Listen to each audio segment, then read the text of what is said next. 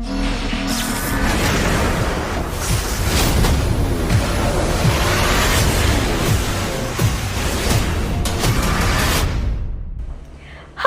para pecinta cuan. Pernah gak sih kalian kepikiran untuk punya usaha sukses dari hal-hal yang kalian suka? Contohnya kayak aku yang suka banget makan, jadi aku pengen suatu hari nanti punya bisnis makanan.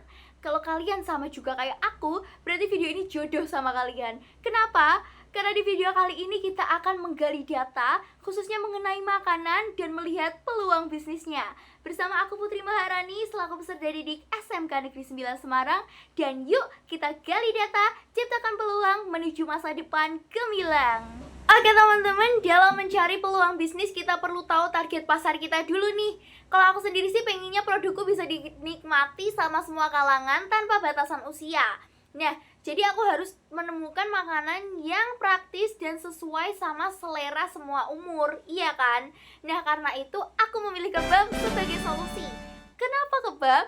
Karena kebab menawarkan cita rasa universal, isiannya fleksibel, praktis dibawa kemana-mana, dan cocok untuk camilan ataupun makanan utama dengan harga yang terjangkau pastinya. Nah teman-teman, seberapa dikenal sih kebab di masyarakat? Nah, kita bisa manfaatin internet nih buat cari tahu tentang itu. Coba kita cek dari Google Trends. Nah teman-teman, ini saya sudah menemukan datanya. Ini berdasarkan 30 hari terakhir atau sebulan terakhir ya. Minatnya itu di atas, rata-rata di atas 75 ya. 75 pencarian maksudnya. Ini ada di 76, ada di 100, ada di 73, 70-an, 90-an ini, 90, 80, 80, 99 ya, cukup tinggi ya ternyata minatnya. Dari wilayahnya sendiri sih yang paling tertarik sepertinya dari Yogyakarta ya, di angka 100. Wow, keren banget. Terus disusul sama Jakarta di angka 97. Coba kalau kita agak mundurin lagi di berapa ya, mungkin dari dulu hingga sekarang, dari 2004 hingga sekarang.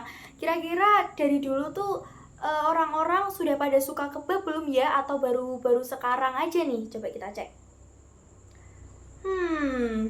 Wow, sempat ada 0 pencarian teman-teman. Jadi sempat mungkin belum seterkenal itu ya. Terus ini di tahun 2006 itu di angka 66, oke lah ya. Terus ini sempat turun, sempat naik lagi dan mungkin mulai naik itu di 2018 ya, 2017, 2018, dan mulai tren itu sepertinya di Juni 2020 di angka 100. Wow.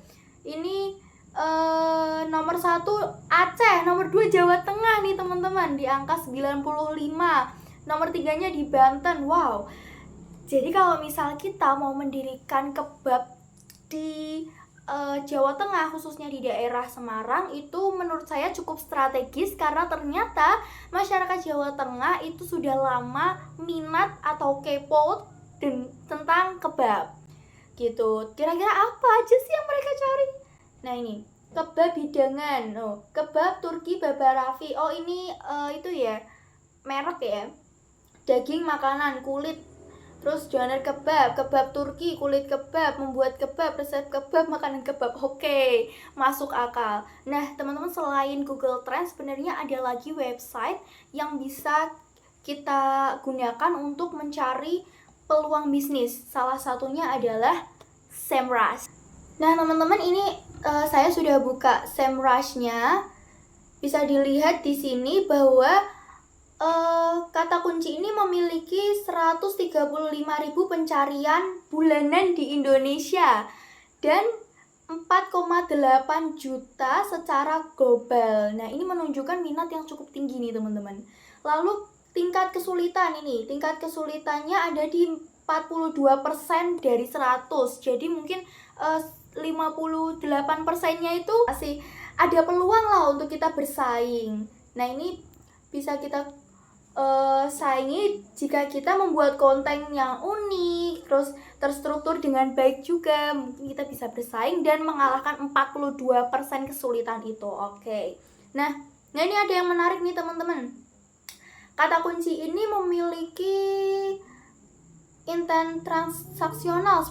Jadi kebanyakan orang itu nyarinya itu karena ada niat untuk membeli gitu. Nah, trennya ini juga, maksudnya tren pencariannya ini juga stabil. Lalu dari persaingan iklannya juga rendah. Di sini bisa dilihat CPC-nya atau klik per kliknya itu 0 rupiah.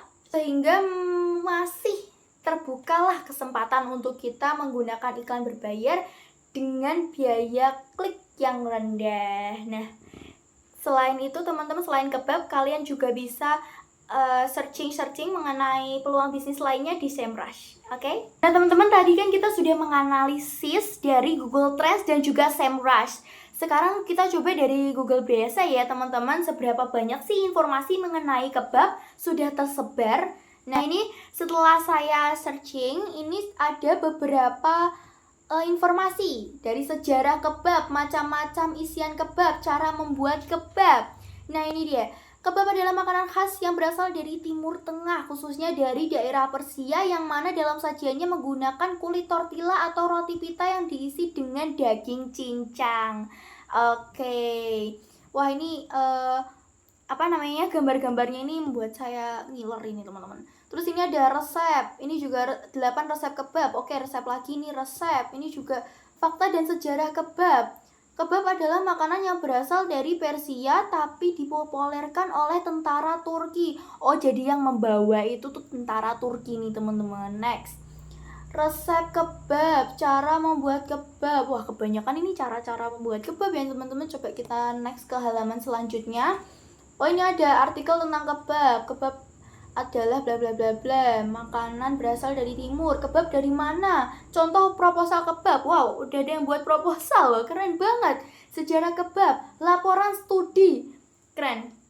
Kebab sudah menjadi laporan studi loh teman-teman, keren banget. Nah, menurut saya dari hasil penelitian ini ternyata sudah banyak yang mengenal kebab, ternyata sudah banyak informasi mengenai kebab, bahkan kita dapat dengan mudah menemukannya dari situs online. Nah, keren banget ini teman-teman. Teman-teman, kita semua tahu bahwa semua hal memiliki kelebihan dan kekurangannya masing-masing. Kalau kelebihan kebab sendiri, yaitu memiliki kandungan gizi yang lengkap, diantaranya zat besi, protein, dan omega 3 yang dapat membantu meningkatkan sel darah merah, kecerdasan otak, dan sistem kekebalan tubuh.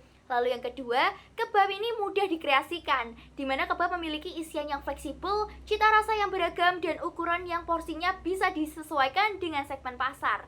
Yang ketiga, dalam menjalankan usaha kebab ini memang memiliki beberapa kelebihan yang dimiliki, di mana usaha kebab ini sangat mudah dalam pemasarannya, karena makanan yang berasal dari Turki ini dari dulu hingga sekarang masih cukup diminati oleh masyarakat, sehingga kuliner kebab ini akan laris manis dan menjadikan pangsa pasarnya mudah ditarik.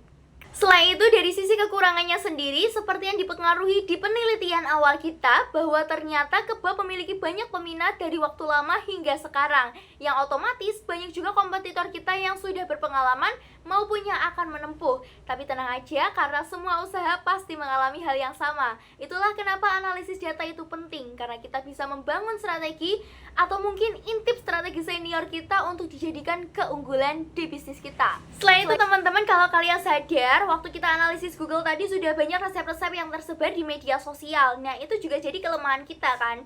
Tapi tenang aja, kita bisa mengatasinya dengan menawarkan cita rasa khas, kualitas, loyalitas, dan hal-hal ini juga yang akan membangun branding yang baik untuk bisnis kita. Kalau dari segi produk yang sendiri memang rentan terutama pada masa simpan, karena harus terus-menerus menggunakan bahan yang segar untuk mendapatkan kualitas yang baik dan tidak bisa terlalu lama disimpan di suhu yang sembarangan. Gitu teman-teman. Kalau misal kita mau buka di daerah Semarang ya, di daerah Semarang kira-kira enaknya kita buka di mana ya teman-teman?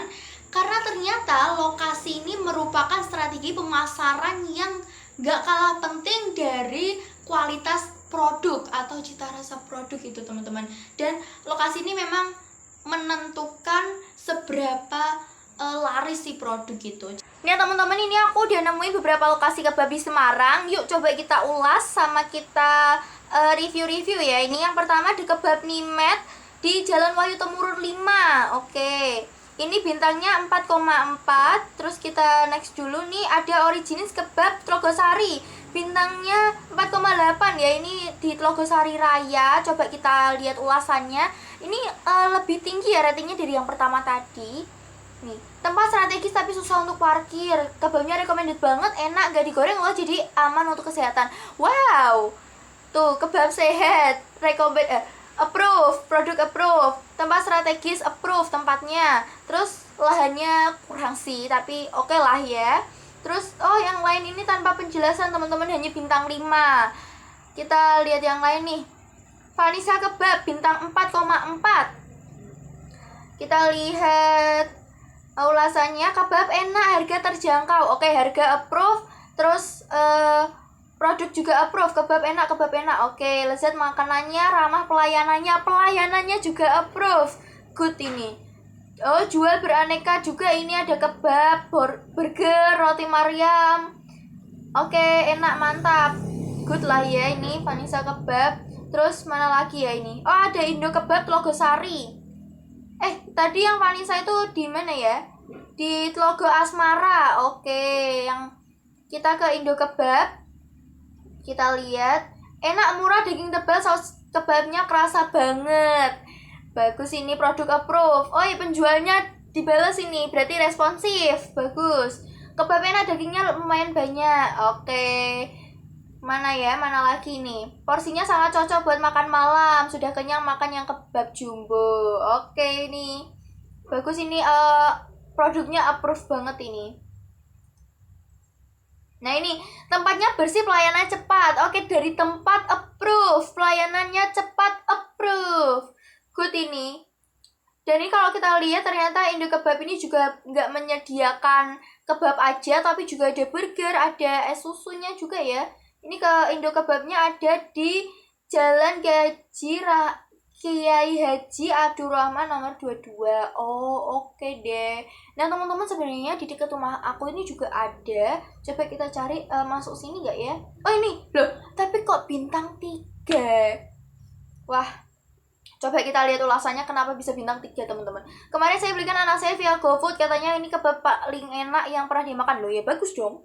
Terus terima kasih sudah mampir. Loh, ini juga pemiliknya responsif, dibales, bagus. Ini yang bintang 1-nya, pelayanannya buruk sekali, antri duluan tapi didahulukan yang baru datang. Ini pelayanannya nanti kita jadiin pelajaran ke depannya ya teman-teman. Terus kebabnya B-nya nggak keras, tapi ini juga dibales loh sama sama pemiliknya.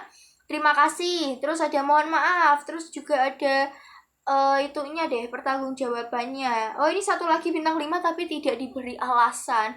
Tadi ada yang bilang dari via GoFood ya, berarti ada online-nya. Coba kita lihat dari GoFood. Nah, ini ulasannya di mana ya kalau GoFood ya? Sebenarnya teman-teman, saya tuh kalau pesan online biasanya dari GrabFood atau ShopeeFood. Kalau GoFood itu jarang, jadi kurang tahu ini ulasannya tempatnya di mana. Jadi kita lihat dulu menu-menunya kali ya. Ini harganya lumayan tinggi ya. Ini ada yang 62.000. 62.000 ini 2 kebab dan 1 shawarma. Jadi sistemnya paketan gitu teman-teman. Ada promo-promonya juga. Terus ini ada bestsellernya nih. Bestsellernya ada kebab jije, kebab special flavor, triple kebab sapi. Ya bagus ini. Bintang 4,9 dengan strategi marketing yang keren, terus beraneka ragam juga. Ya, bagus sih ini. Overall. Mereka nggak menyediakan kebab saja teman-teman. Ternyata ada roti sosis, ada shawarma, ada roti canai, ada burger juga, dan ada minuman-minumannya. Menurut saya sih oke ya, tapi gimana menurut kalian?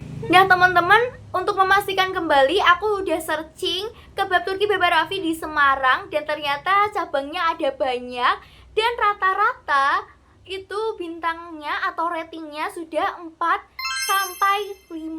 Jadi menurut saya itu sudah bagus, cuman mungkin di beberapa cabang harus diperbaiki lagi.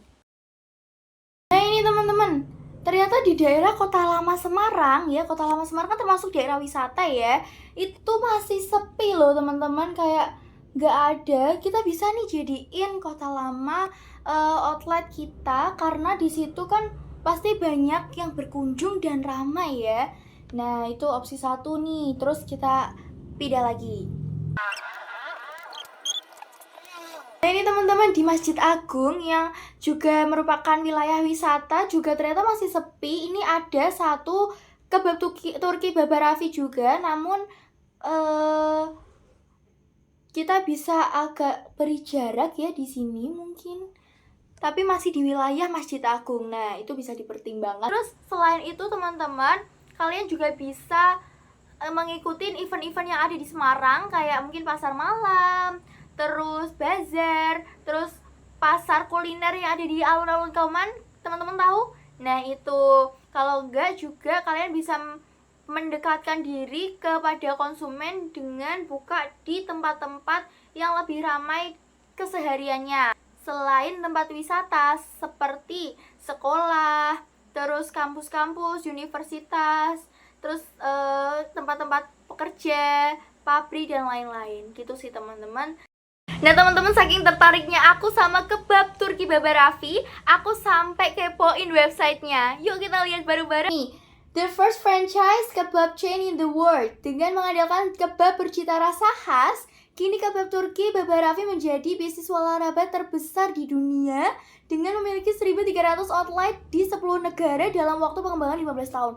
Wow, ternyata memang kebab Turki Baba Raffi ini sudah mendunia teman-teman. Coba kita lihat dulu. Selamat datang di kebab Turki Baba Raffi. Lalu, mengapa memilih kebab Turki Baba Raffi? Yang pertama, menguntungkan. Kedua, terkenal. Tiga, inovatif. Bagus ini brandingnya, keren. Terus ada profilnya juga, kita bisa lihat dari YouTube ya ini. Wah, ada penghargaannya juga ini. Ada 1, 2, 3, 4, 5, 6, 7. Masih ada lihat penghargaan lainnya, berarti ada 7 lebih penghargaan ini teman-teman. Ini juga dari tahun ke tahun ya, keren banget. Nah ini ada sejarahnya, ini kita rangkum aja ya kali ya. Ini kalau nggak salah ownernya ini orang Surabaya ya, orang Surabaya, mulainya dari 2003. Terus udah nyampe mana ini? Nyampe dari Surabaya ke Jakarta. Terus ini ke Malaysia, Filipina, Sri Lanka, Cina, terus Singapura, ini ada Brunei, ada mana lagi nih, Belanda, terus juga ada Bangladesh. Wah, sampai mana-mana ini, India juga ada. Ya ampun, keren, iri berat. Nih ada cara bergabung dengan kami. Coba kita pelajari ya teman-teman, franchise-nya coba kita lihat.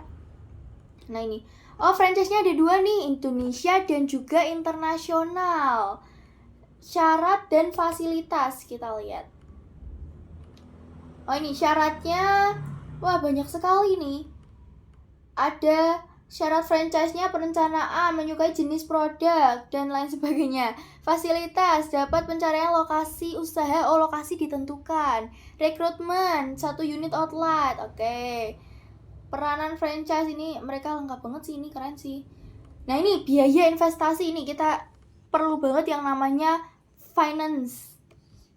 Nih kontainer kebab, oh ini yang 250 juta. Wah coba kita agak turun lagi, ini 300 juta teman-teman.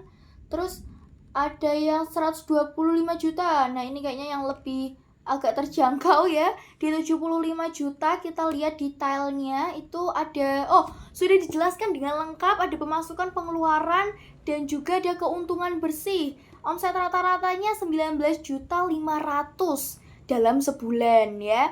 Pengeluarannya di total 14.640 dan dapat keuntungan bersih 4.860.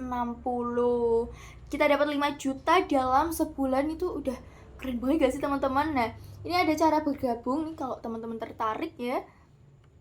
Bisa lihat websitenya mereka. Ini ada yang pertama, presentasi bisnis. Kedua, isi formulir. Ketiga, pembayaran. Terus ada operational time, ada survei lokasi. Terus sampai grand opening. Wah, Keren ini. Selanjutnya bisa dihubungi ke nomor berikut. Teman, ini aku juga ada menemukan beberapa informasi tentang keuntungan berbisnis kebab di Semarang ya. Ini yang pertama dilansir dari kompas.com. Ini masih sama-sama kayak yang Baba Raffi kebab tadi sih sebenarnya. Ada sistem franchise-nya juga gitu, namanya Abis Kebab. Nah, Abis Kebab ini konsepnya itu kayak kaki lima, tapi yang mudah ditemui di mall-mall gitu teman-teman. Nah, fun fact, Abis Kebab ini juga sudah ada gerai di Semarang loh teman-teman. Nah, mereka ini menawarkan beberapa paket dengan fasilitas dan harga yang berbeda-beda. Letak lokasi menurut mereka sangat menentukan beberapa banyak omset usaha yang bisa diraup mitra. Rifka bilang, Rifka ini ownernya ya teman-teman.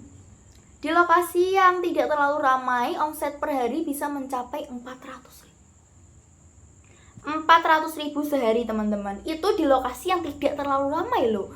Nah, sedangkan di lokasi yang strategis omsetnya bisa mencapai 1 juta per hari. Contohnya outlet kami yang berada di Geraha Cintayung dan dekat kampus-kampus di Depok. Nah, ini keren sih nih teman-teman, ide bagus. Karena kita juga bisa buka di dekat-dekat kampus Semarang seperti Undip, UNES, Undinus, kayak gitu-gitu.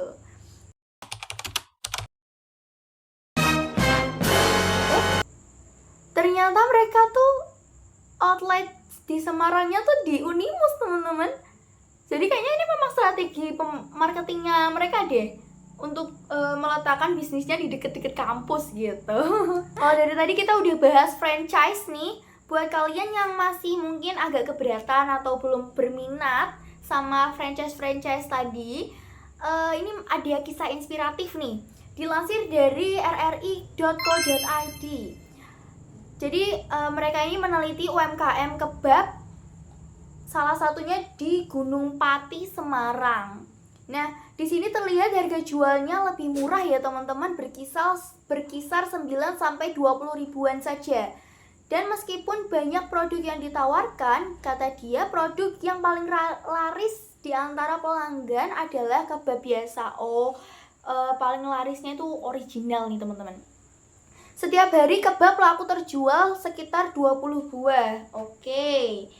Nah, dengan berbagai variasi rasa yang menggiurkan. Jadi sehari ada 20 buah yang terjual dengan berbagai rasa, tapi paling favorit adalah yang original atau yang biasa. Menurut dia, hasil penjualan kebab itu ternyata cukup lumayan dan bisa digunakan untuk perputaran usaha.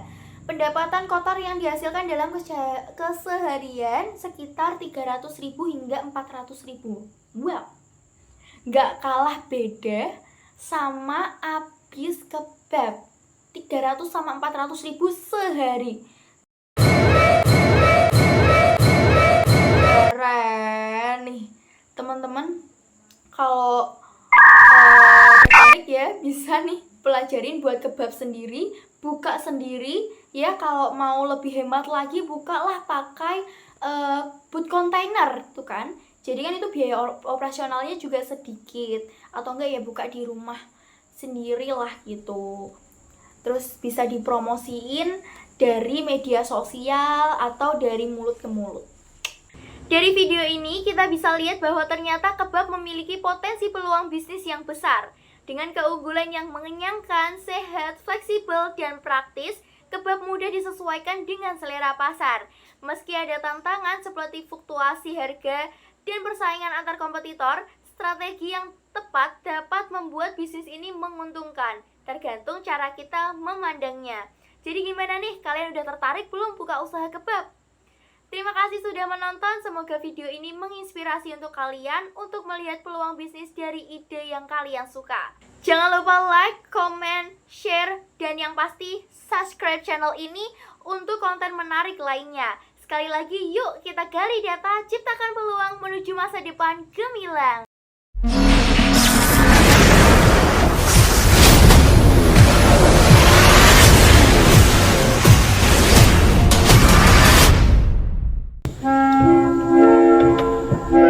Nah teman-teman,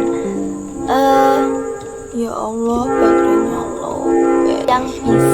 atau mitra. Meminimalisir biaya operasional. Bisa kan? Bisa. Cari peluangnya.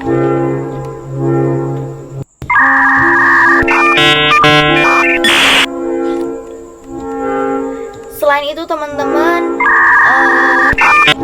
nah